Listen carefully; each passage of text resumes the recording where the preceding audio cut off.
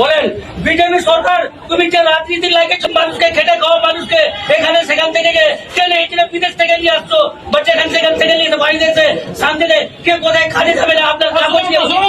বলেন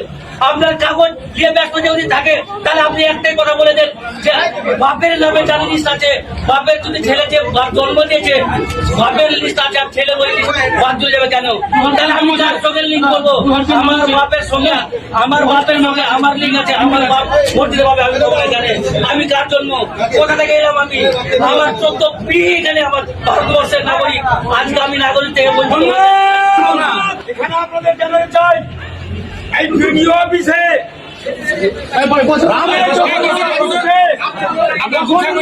আপনার কিছু লাগবে না আর রহিমের যখন নাম শুনছে তখন 14 গোষ্ঠীর ওর খতিয়ান চাইছে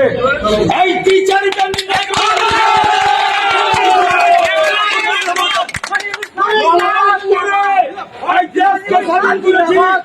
আর ভারতকার মানুষকে বাঁচাতে গিয়ে যদি গুলি খেতে হয় মনিরুল ইসলাম আগে গুলি খাবে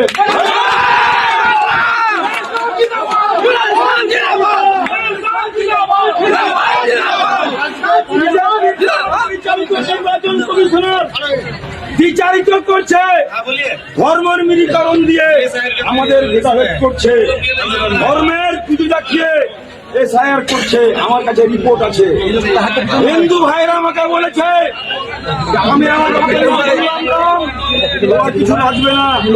আর যখনই রহিম করছে আর কিছু বলছে 14 গোষ্ঠীর নাম লাগবে বলছে